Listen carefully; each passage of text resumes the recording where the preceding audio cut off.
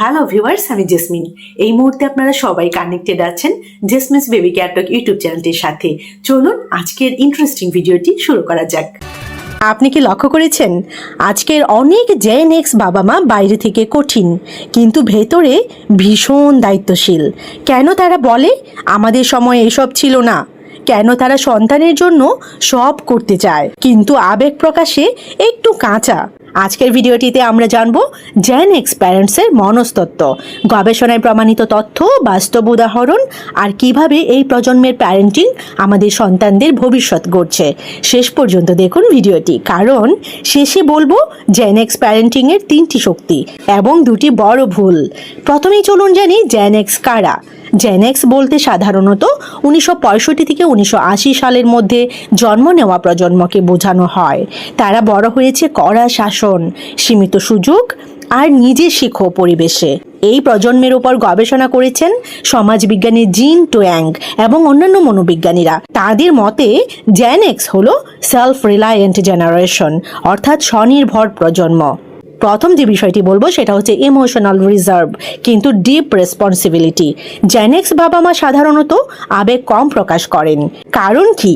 কারণ তারা বড় হয়েছে এমন সময়ে যখন কাঁদা দুর্বলতা হিসেবে ধরা হতো। কিন্তু গবেষণা বলছে ইমোশন প্রকাশ না করলেও তারা সন্তানের ভবিষ্যৎ নিয়ে অত্যন্ত সচেতন। যেমন একটা উদাহরণ শেয়ার করি আপনাদের সাথে।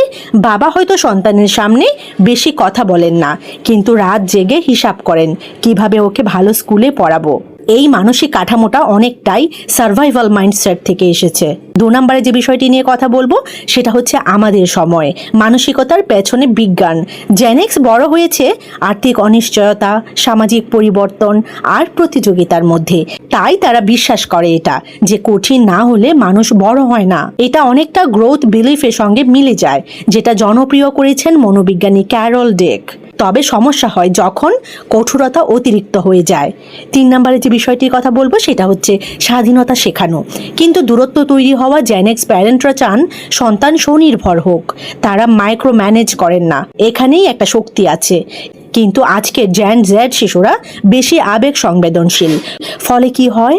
ফলে মাঝে মাঝে ডিস্ট্যান্স তৈরি হয়। 4 নম্বরে যে বিষয়টির কথা বলবো সেটা হচ্ছে বড় স্বপ্ন দেখানোর প্রবণতা। অনেক জেন এক্স বাবা মা সন্তানের মাধ্যমে নিজেদের অপূর্ণ স্বপ্ন পূরণ করতে চান। এখানে আমরা উদাহরণ নিতে পারি ডক্টর এপিজে আব্দুল কালাম স্যারের কথা। উনি বলেছিলেন, dream dream dream, dreams transform into thoughts and thoughts result in action. Gen X প্যারেন্টরা এই বিশ্বাসে বড়। স্বপ্ন মানেই সাফল্য। 5 নম্বর যে বিষয়টি কথা বলবো সেটা হচ্ছে তুলনা করার প্রবণতা। ওর ছেলে ডাক্তার হয়েছে, ওর মেয়ে প্রথম হয়েছে, ওর মেয়ে ক্লাসে ফার্স্ট হয়।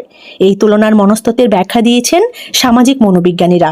মানুষ স্বভাবতই সামাজিক তুলনা করে, কিন্তু অতিরিক্ত তুলনা সন্তানের আত্মসম্মান কমিয়ে দেয়। এই নিয়ে প্রেরণাদায়ক কথা বলেছিলেন আলবার্ট আইনস্টাইন।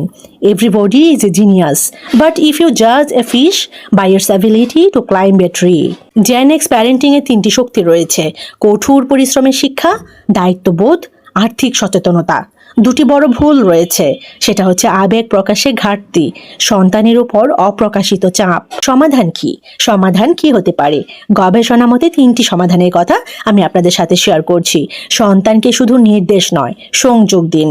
তুলনা নয়, ব্যক্তিত্ব বুঝুন। সপ্তাহে অন্তত 1 দিন নো লেকচার ডে রাখুন। ফাইনালি আমি আপনাদেরকে বলতে চাই, জেন এক্স বাবা মা খারাপ নন।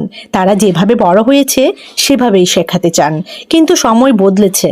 আজকের সন্তানের প্রয়োজন শুধু শাসন নয়, সংযোগ। আপনি যদি জেন এক্স প্যারেন্ট হন তাহলে মনে রাখুন আপনার কঠোরতার ভিতরেই আছে ভালোবাসা। শুধু সেটা প্রকাশ করুন। আপনি কি জেন এক্স প্যারেন্ট? কমেন্টে লিখুন I am Gen X parent. আর ভিডিওটি শেয়ার করুন সেই সব বাবা মায়ের কাছে যারা সন্তানকে ভালোবাসেন কিন্তু প্রকাশ করতে পারেন না। ভিডিওটি যদি ভালো লাগে অবশ্যই একটি লাইক করে দিবেন, শেয়ার করে দিবেন আপনার সোশ্যাল মিডিয়া প্ল্যাটফর্মে। সবাই ভালো থাকবেন, বাচ্চাদেরকে ভালো রাখবেন। আল্লাহ হাফিজ।